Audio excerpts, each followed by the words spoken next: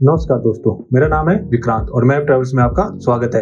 आज की इस वीडियो में हम बात करेंगे उत्तराखंड के 4 धाम के बारे में, जो कि यमुनोत्री, गंगोत्री, केदारनाथ और बद्रीनाथ।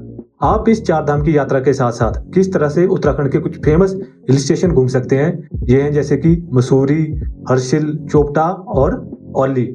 इसके साथ साथ आप इस दौरान घूमेंगे 6 प्रयाग, और इसके साथ साथ आप किस तरह से ऑर्गेनाइज कर सकते हैं हरिद्वार, ऋषिकेश, देहरादून, उत्तरकाशी और गुप्तकाशी को। और अगर आप हेलीकॉप्टर के थ्रू आना चाह रहे हो तो आपको वो कहाँ से मिलेगा, ये भी हम आपको बताएंगे। अगर आप इसके साथ साथ नैनीताल, जिम कॉर्बेट, मुनस्यारी, कसौली इत्यादि को घूमना चाहते हैं तो वो भी आपको एक आइडिया लग जाएगा कि आपने किस तरह से प्लान करना है। इस वीडियो को देखने के बाद आपको पता होगा कि आपने ये ट्रिप कहाँ से शुरू करना है और इस पूरे ट्रिप को करने का सही ऑर्डर कौन सा है, आप कौन कौन से प्लेसेस घूमने वाले हैं। आपके पास एक पूरी आइटनरी होगी जिसको आप हमारी वेबसाइट से भी डाउनलोड कर सकते हो, जो आपके इस पूरे ट्रिप के दौरान आपकी हेल्प करेगी। आपको अपना स्टे कहाँ कहाँ बुक करना है ये भी आपको पता चलने वाला है, और लास्ट में हम आपको इस ट्रिप के जुड़े हुए कुछ बोनस टिप्स भी आपको बताएंगे। तो चलिए फिर शुरू करते हैं। इस ट्रिप की शुरुआत के लिए बेस्ट रहेगा देहरादून। यहाँ पर आपको इंटरनेशनल एयरपोर्ट भी देखने को मिल जाएगा और इसके साथ साथ यहाँ पर एक रेलवे स्टेशन भी है, और बाया रोड तो यहाँ के लिए कनेक्टिविटी बिल्कुल मक्खन की तरह है। और आप चाहें तो इसके साथ साथ आप हरिद्वार या ऋषिकेश से भी अपने इस ट्रिप को शुरू कर सकते हैं।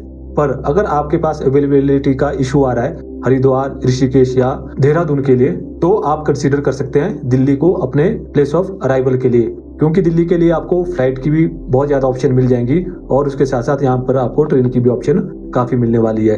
देहरादून से दिल्ली की दूरी लगभग 250 किलोमीटर के करीब है, तो आप इजीली बाय रोड 5 से 6 घंटे में दिल्ली से देहरादून पहुंच सकते हैं। देहरादून पहुंचने के बाद आपका अगला पड़ाव आता है कि आपने करना है अपने लिए ट्रांसपोर्टेशन बुक। तो इसके लिए आपके पास 3 तरीके हैं। पहला है कि आप अपनी गाड़ी के थ्रू आए, दूसरा है आप इस पूरे ट्रिप के लिए एक प्राइवेट कैब हायर करें, और तीसरा है आप इसको पब्लिक ट्रांसपोर्ट के थ्रू करें।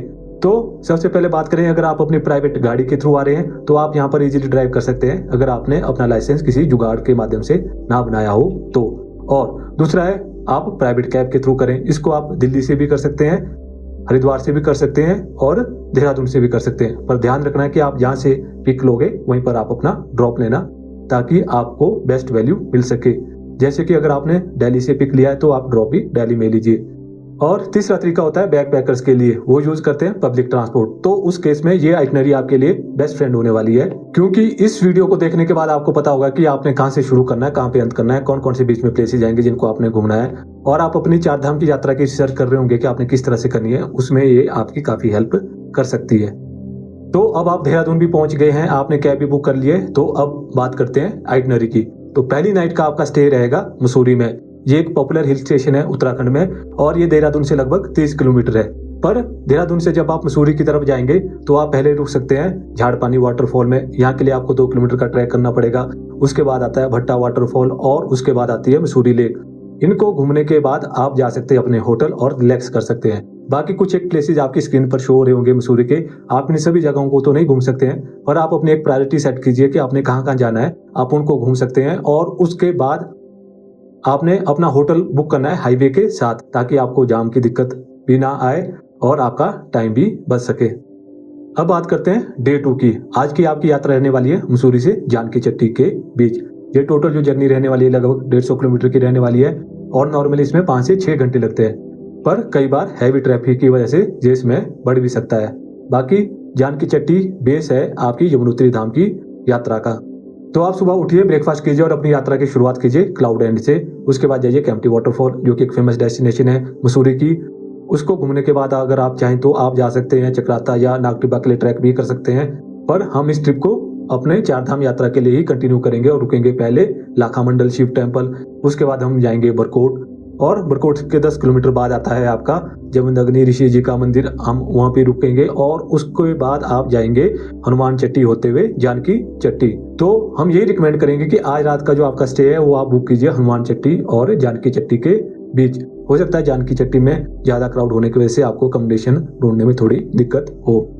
अब बात करते हैं इस ट्रिप के तीसरे दिन की। आज आप जाएंगे यमुनोत्री धाम माता के दर्शन करने, उसके बाद वापस आएंगे और अपनी जर्नी को कंटिन्यू करेंगे उत्तरकाशी की तरफ। तो सुबह अपना उठिए, ब्रेकफास्ट कीजिए और उसके बाद अपनी इस यात्रा को शुरुआत कीजिए। तो आप जान के चट्टी पहुंचने पर सबसे पहले जा सकते हैं खरसाली। वहां आप माँ यमुना के शीतकालीन निवास स्थान के दर्शन कर सकते हैं और खरसाली में माता के दर्शन करने के बाद आप अपना ट्रैक शुरू कर सकते हैं यमुना जी के लिए। यह टोटल ट्रैक आपका 10 किलोमीटर का है और इसमें आपके 4 से 5 घंटे लगते हैं नॉर्मली।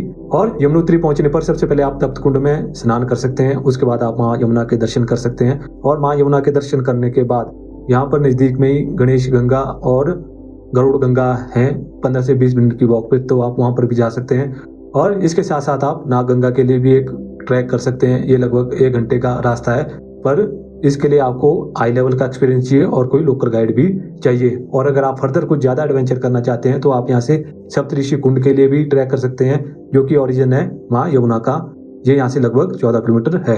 अपना यमुना जी के दर्शन करने के बाद आप वापिस आइए जानकी चट्टी, और उसके बाद आपकी थकान के ऊपर डिपेंड करता है कि आप यहीं रुकना चाहते हैं, पर हम रिकमेंड करते हैं कि आप यहाँ से अपनी यात्रा को अब शुरुआत कीजिए बरकोट से उत्तरकाशी की तरफ। और आप बरकोट से उत्तरकाशी के बीच कहीं पर भी अपने लिए नाइट स्टे बुक कर लीजिए। तो अब बात करते हैं दिन 4 की। आज के दिन का जो आपका पहला हॉल्ट रहने वाला है वो रहने वाला उत्तरकाशी में। अगर तो आप उत्तरकाशी पहुंच गए हैं पहले दिन तो अच्छी बात है, नहीं तो आप अपना सफर शुरुआत कीजिए उत्तरकाशी के लिए।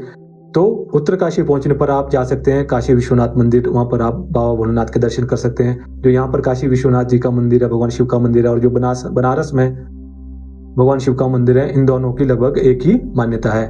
और उसके बाद आप यहाँ पर नेहरू इंस्टीट्यूट ऑफ माउंटेनियरिंग में भी जा सकते हैं, जहाँ पर सिखाया जाता है कि आपको किस तरह से पहाड़ी एक्टिविटी करनी है। अपना उत्तरकाशी को घूमने के बाद आप अपनी यात्रा को कंटिन्यू रखेंगे हर्षिल की तरफ, और पहला जो आपका स्टॉप हो सकता है इस दौरान हो सकता है खेड़ी वाटरफॉल। उसके बाद आप रुक सकते हैं गंगनानी, यहाँ पर पराशर महाराज जी का मंदिर है, वहां पर आप जा सकते हैं। वहां पर एक गर्म पानी का कुंड भी है, तो वहां पर भी आप स्नान कर सकते हैं। उसके बाद आप फर्दर आगे जाएंगे, आप पहुंचेंगे डबरानी, जहाँ पर वाटरफॉल है बहुत सुंदर, उस जगह को आप एक्सप्लोर करते हैं। और उसके बाद आपका अगला स्टॉप हो सकता है सुखी टॉप, और यहाँ से आप सराउंडिंग पहाड़ियों का एक जबरदस्त नजारा देख सकते हैं। उसके बाद आप पहुंचेंगे हर्षिल। बाकी जो टोटल आज का डिस्टेंस है वो आपकी स्क्रीन पर शो हो रहा होगा, तो आपको आइडिया लग जाएगा कि आपने आज के दिन को किस तरह से ऑर्गेनाइज करना है। अब बात करते हैं आपके ट्रिप के 5वें दिन की। तो आज आप हर्षिल का साइट सीइंग करने के बाद जाएंगे गंगोत्री धाम। हर्षिल से गंगोत्री धाम की दूरी है 30 किलोमीटर। पर गंगोत्री धाम जाने से पहले आप मुखवा मंदिर जा सकते हैं। ये माता गंगा का शीतकालीन निवास स्थान है। यहाँ पर आप माता के शीतकालीन निवास के दर्शन करने के बाद हर्षिल की सराउंडिंग को घूम सकते हैं, जैसे कि बुगौरी गांव, और इसको घूमने के बाद अपनी यात्रा को आप कंटिन्यू करेंगे गंगोत्री धाम के लिए। गंगोत्री पहुंचने पर आप सबसे पहले माँ गंगा के दर्शन कीजिए, माँ गंगा के मंदिर जाइए। उसके साथ साथ आप भागीरथी शिला जा सकते हैं, सूर्य कुंड है, यहाँ पर तप्त कुंड है।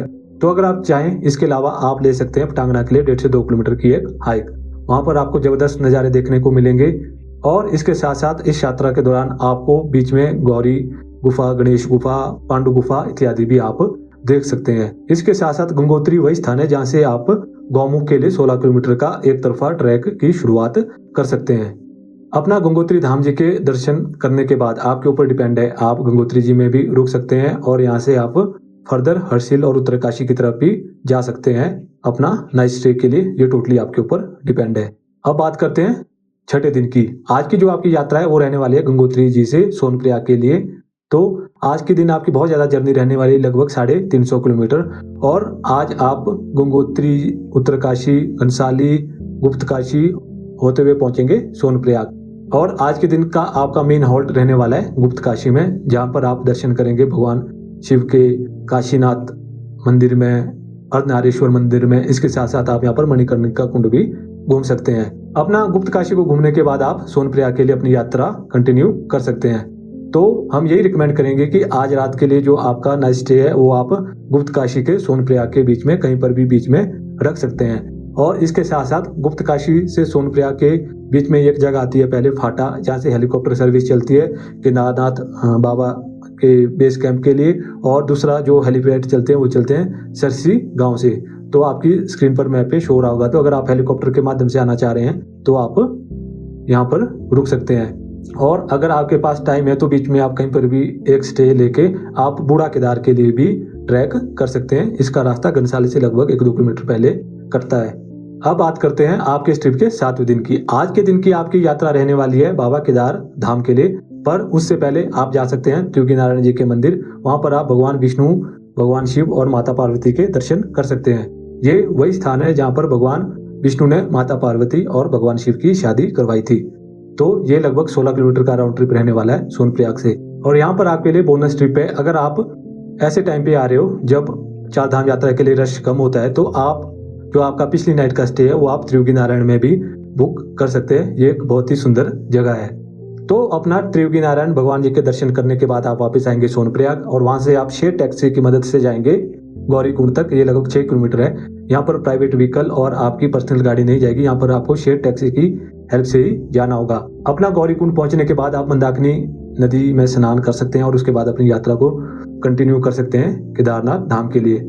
इस केदार धाम की यात्रा के लिए आपके ट्रिप के लगभग 4 मेन पड़ाव रहते हैं। पहला पड़ाव आता है गौरीकुंड से जंगल चट्टी के बीच, ये लगभग आपका 4 किलोमीटर का है।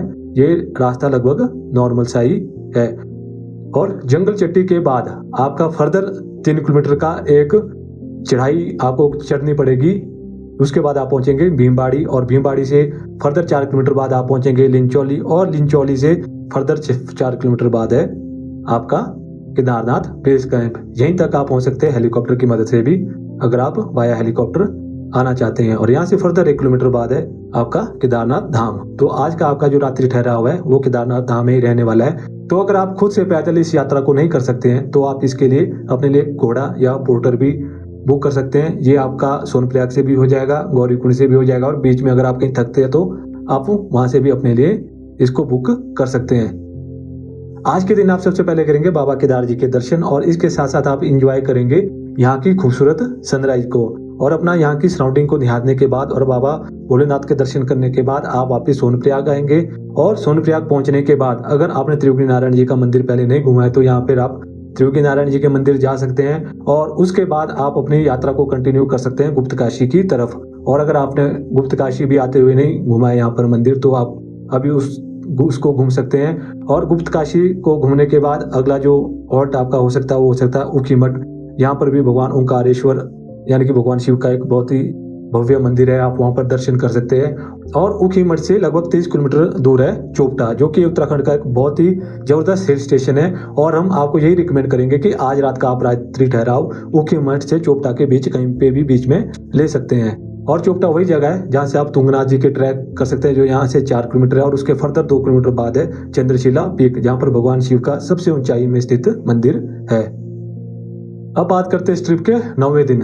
टोटली डिपेंड करता है कि आपका 8वां दिन कैसा है, उसके दौरान आप अपना 9वां दिन प्लान कर सकते हैं। तो हम ये रिकमेंड करेंगे कि आपका पिछले दिन का जो नाइट स्टे है वो चोपटा में रहा होगा, पर अगर आपका नहीं रहा है तो आप आइए उसी रास्ते से गुप्तकाशी ऊखीमठ होते हुए चोपटा। अपना चोपटा को घूमने के बाद आपकी आज के दिन का आपका मेन पड़ाव रहने वाला है जोशीमठ में, जहाँ पर आपको आज के दिन जाना है कल्पवृक्ष योग बद्री जी के मंदिर और भगवान नरसिंह जी के मंदिर। ऐसी मान्यता है कि भगवान नरसिंह जी के दर्शन करने के बाद ही आपको बद्रीनाथ जी के दर्शन करने चाहिए। और उसके बाद आप विष्णुप्रयाग में भी छोटा सा हॉल्ट ले सकते हैं और उसके बाद आप जाएंगे जानकी चट्टी। कहते हैं ये वही जगह है जहाँ पर हनुमान जी ने भीम का घमंड तोड़ा था। और हम आपको यही रिकमेंड करेंगे कि आज की रात का जो आपका ठहराव है वो आप हनुमान चट्टी से बद्रीनाथ के बीच में कहीं पे ले सकते हैं। अपने इस ट्रिप के 10वें दिन आप घूमने वाले हैं बद्रीनाथ धाम को। तो आप अपना सुबह उठिए और उसके बाद जाइए बद्रीनाथ जी के दर्शन करने के लिए। और पहले जाइए तप्त कुंड, वहां पर आप स्नान कीजिए और उसके बाद आप भगवान विष्णु के दर्शन कर सकते हैं आदि बद्रीनाथ जी के मंदिर में। और भगवान विष्णु के दर्शन करने के बाद आप जा सकते हैं चरण पादुका, जहाँ के लिए आपको करना होगा 6 किलोमीटर का ट्रैक। और ये एक बहुत ही सुंदर जगह है और एक ईजी ट्रैक है, तो आप इसको कर सकते हैं। अपना इस ट्रैक को करने के बाद वापिस आइए अपने होटल, उसके बाद अपना ब्रेकफास्ट इत्यादि कीजिए और चेकआउट कीजिए होटल से। और उसके बाद आप जाएंगे माणा विलेज को। पहले इसको इंडिया के अंतिम गांव के नाम से जाना जाता है, पर आजकल इसको कहा जाता है कि ये भारत का पहला गांव है। और यहाँ पर आप घूम सकते हैं सबसे पहले घंटा कन्ना जी का मंदिर, जो कि एक लोकल डाइटी है। उसके बाद आप जा सकते हैं व्यास पोथी और व्यास गुफा। ये वही स्थान है जहाँ पर भगवान वेद व्यास जी ने गणेश भगवान की मदद से महाभारत की रचना की थी। उसके बाद आप जा सकते हैं यहाँ पर भीम पुल है, जो कि सरस्वती नदी के ऊपर एक जबरदस्त रचना बनी हुई है। और उसके बाद आप केशव प्रयाग भी जा सकते हैं, जहाँ पे माता सरस्वती नदी और अलकनंदा नदी का मिलन होता है, संगम स्थान है। और इन सभी को घूमने के बाद आप वापस आएंगे हनुमान चट्टी होते हुए गोविंद घाट। ये वही स्थान है जहाँ से आप हेमकुंड साहिब और वैली ऑफ फ्लावर के लिए ट्रैक करते हैं। तो अगर आपका हेमकुंड साहिब जाने का प्लान है या वैली ऑफ फ्लावर घूमने का प्लान है तो आप यहाँ पर अपना हॉल्ट लेकर हेमकुंड साहिब और वैली ऑफ फ्लावर यहाँ से जा सकते हैं। और इसके बाद आप आएंगे विष्णुप्रयाग होते हुए जोशीमठ। विष्णुप्रयाग वही जगह है जहाँ पर अलकनंदा नदी और धौली गंगा का मिलन होता है। और इसके बाद आप जोशीमठ आएंगे। अगर आपने जोशीमठ के मंदिर पहले नहीं घूमे तो आप उनको घूम लीजिए। और आप जोशीमठ से औली के लिए बाया केबल कार भी जा सकते हैं और रोपवे राइड के हेल्प से भी जा सकते हैं। टोटली आपके ऊपर डिपेंड है। और आज रात का आपका ठहराव रहने वाला है औली में, और आप जोशीमठ से औली के रास्ते के बीच में कहीं फिर भी अपने लिए एक होटल बुक कर सकते हैं। टोटली आपके ऊपर डिपेंड है। अपने इस ट्रिप के 11वें दिन आप सुबह सबसे पहले एक्सप्लोर करेंगे औली को, और आप जा सकते हैं गुलशन बुग्याल पड़ियार देवता जी के मंदिर। यहाँ पर एक सुंदर लेक है वहाँ पर, और सराउंडिंग को आप अपनी आज के दिन पहले घूम सकते हैं। अपना औली को घूमने के बाद आप पीपल कोटी में रुक सकते हैं और अपनी सराउंडिंग को आप वहाँ पर एक्सप्लोर कर सकते हैं। पीपल कोटी के बाद आप रुकेंगे नंदप्रयाग। नंदप्रयाग वही जगह है जहाँ पर अलकनंदा नदी और नंदाकिनी नदी का आपस में संगम होता है। और इस संगम को देखने के बाद और यहाँ पर जो मंदिर है उसको घूमने के बाद आप जाएंगे कर्णप्रयाग, जहाँ पर होता है अलकनंदा नदी और पिंडर नदी का मिलन। और ये वही स्थान है, कहा जाता है, जहाँ पर भगवान श्री कृष्ण ने अंगराज कर्ण जी का अंतिम संस्कार किया था। यहाँ से आप कर्ण मंदिर भी जा सकते हैं, और उसके साथ साथ यहाँ से आप उमा देवी के मंदिर भी जा सकते हैं, और उसके साथ साथ आप नौटी भी जा सकते हैं। वहाँ पर आप नंदा देवी जी के दर्शन कर सकते हैं। यहाँ पर विश्व की जो सबसे लंबी यात्रा है उसकी शुरुआत होती है। और आप चाहें तो यहाँ से आप आदि बद्री भी जा सकते हैं, और उसके बाद आप वापस आ सकते हैं कर्णप्रयाग। और कर्णप्रयाग वही जगह है जहाँ से आप उत्तराखंड के कुमाऊं रीजन की यात्रा पे निकल सकते हैं, जैसे कि नैनीताल, मुक्तेश्वर, भीमताल, मुनस्यारी, जिम कॉर्बेट और आपका रानीखेत, कसौनी इत्यादि। अपना कर्णप्रयाग को घूमने के बाद आप कर्णप्रयाग से रुद्रप्रयाग के बीच में कहीं पर भी अपने लिए रात्रि ठहराव ले सकते हैं। कर्णप्रयाग से रुद्रप्रयाग लगभग 30 किलोमीटर दूर है। इस ट्रिप के 12वें दिन आपकी यात्रा रहने वाली है रुद्रप्रयाग से ऋषिकेश के बीच। और सबसे पहले आप जाने वाले हैं रुद्रप्रयाग। वहां पर आप दर्शन करने वाले हैं भगवान शिव के, और एक्सपीरियंस करने वाले हैं अलकनंदा नदी और मंदाकिनी नदी के संगम को। उसके बाद का अगला स्टॉप आपका रहने वाला है धारी देवी मंदिर, और अपना धारी देवी मंदिर में दर्शन करने के बाद आपका अगला स्टॉप रहने वाला है देवप्रयाग। यहाँ पर होता है संगम अलकनंदा नदी और भागीरथी नदी का, और यहाँ पर इनको नया नाम मिलता है गंगा नदी के रूप में, और यहीं से गंगा नदी की शुरुआत होती है। अपना देवप्रयाग को घूमने के बाद आप कंटिन्यू करेंगे अपनी यात्रा को ऋषिकेश के लिए। ऋषिकेश पहुंचने पर आप जा सकते हैं त्रिवेणी घाट। आप यहां पर घूम सकते हैं सस्पेंशन ब्रिज, जैसे कि राम झूला और लक्ष्मण झूला। इसके साथ साथ आप ऋषिकेश में एडवेंचर एक्टिविटीज भी कर सकते हैं, जैसे कि river rafting, kayaking, bungee jumping इत्यादि, क्योंकि ऋषिकेश फेमस है एडवेंचर एक्टिविटीज के लिए। अगर आपके पास समय है तो आज रात आप ऋषिकेश में ही रुक सकते हैं। अगर आपके पास समय की कमी है तो अपना छोटा सा हॉल्ट लीजिए ऋषिकेश में, और उसके बाद अपनी यात्रा को कंटिन्यू कीजिए हरिद्वार की तरफ। वहां पर आप हर की पौड़ी, चंडी देवी मंदिर और मनसा देवी मंदिर घूमने के बाद अपने ट्रिप को खत्म कर सकते हैं और अपने घर की तरफ जा सकते हैं, जैसा भी आपका फर्दर प्लान हो। तो अगर आपने डिसाइड किया कि आप ऋषिकेश में रुकने वाले हैं तो आप आराम से यहाँ पर अपना एडवेंचर एक्टिविटी वगैरह करने के बाद जा सकते हैं हरिद्वार। अब बात कर लेते हैं कुछ टिप्स एंड ट्रिक्स की। इस 4 धाम की यात्रा करने के लिए सबसे पहली चीज तो है आपको करना होगा रजिस्ट्रेशन। उसकी वेबसाइट का लिंक आपको स्क्रीन पर भी शो हो रहा होगा, और नीचे मैं डिस्क्रिप्शन में भी दे दूंगा, तो उस लिंक पे क्लिक करके आप वहां पे रजिस्ट्रेशन कर सकते हैं। और अगर आपको हेलीकॉप्टर के माध्यम से केदारनाथ की यात्रा करनी है तो उसका लिंक मैं आपके स्क्रीन पर शो हो रहा होगा, नीचे डिस्क्रिप्शन में भी दे दूंगा, तो वहां पर जाके आप खुद के लिए हेलीकॉप्टर बुक कर सकते हैं। तो अपने लिए अगर आपको अच्छी प्रॉपर्टी बुक करनी है तो आप GMVN गढ़वाल मंडल विकास निगम इनके होटल्स बुक कर सकते हैं हर एक जगह पे। इनकी वेबसाइट का लिंक भी आपकी स्क्रीन पर शो होगा, नीचे मैं डिस्क्रिप्शन में भी दे दूंगा, तो आप उसके माध्यम से उनके गेस्ट हाउसेज में भी रह सकते हैं। वो लगभग अच्छे लोकेशन पे ही हैं और आपको फेयर भी ज्यादा नहीं मिलेंगे। अब बात करते हैं कि ये यात्रा आप कब से कब कर सकते हैं। तो ये यात्रा आप कर सकते हैं अक्षय तृतीया से लेकर दिवाली के मध्य में, और जो अर्ली सीजन रहता है, गर्मियों का मेन सीजन रहता है मई जून, उस दौरान यहाँ पर भयंकर रश होता है, तो आप उस दौरान अवॉइड कर सकते हैं यहाँ पर यात्रा करना। और आप जा सकते हैं मानसून खत्म होने के बाद। मानसून में भी अवॉइड कीजिए क्योंकि बहुत ज़्यादा बारिश रहती है और लैंडस्लाइड की बहुत ज़्यादा दिक्कत रहती है। तो मानसून खत्म होने के बाद आप अपनी 4 धाम की यात्रा को कर सकते हैं। उस दौरान मौसम भी सुहावना रहता है और आप अपनी इस यात्रा को आराम से कर भी सकते हैं। और इसके अलावा अगर आप पीक सीजन में ही आ रहे हैं तो आपको क्या करना है, पहली चीज तो आपको करनी है कि आपको किसी भी मेन सिटी के 8 से 10 किलोमीटर के रेडियस के अंदर अपने होटल बुक नहीं करने हैं। और कोशिश करनी है कि जो आपका मेन डेस्टिनेशन है उससे लगभग आपको 25 से 30 किलोमीटर पहले ही अपने लिए होटल बुक कर देना है। और आपको पहले दिन भले ही आप जल्दी पहुंचकर वहां पे स्टे कीजिए और अगले दिन आप कोशिश कीजिए कि अर्ली मॉर्निंग उठकर 5 से 6 बजे ही उठकर आप अपनी यात्रा को कंटिन्यू कर दीजिए, ताकि आपको किसी तरह की जाम आदि की समस्या ज्यादा देखने को ना मिले। और अगर आपको इस ट्रिप को प्रॉपर इस आइटनरी की हेल्प से घूमना और इतने ही दिनों में घूमना और सारे प्लेसेस को कवर करना है, तो कोशिश करना कि आप अपने दिन की शुरुआत सुबह जल्दी करें। तो हम ये आशा करते हैं कि आपको ये वीडियो पसंद आया होगा। अगर ऐसा है तो आप इस वीडियो को लाइक भी कर सकते हैं और अपने दोस्तों के साथ जो उत्तराखंड की 4 धाम यात्रा पर आने वाले हैं उनके साथ आप शेयर भी कर सकते हैं और इस चैनल को सब्सक्राइब भी कर सकते हैं, ताकि आप इस तरह की इंफॉर्मेटिव वीडियो फ्यूचर में भी देख सको। बाकी इस वीडियो को देखने के लिए आपका बहुत बहुत धन्यवाद। नमस्कार।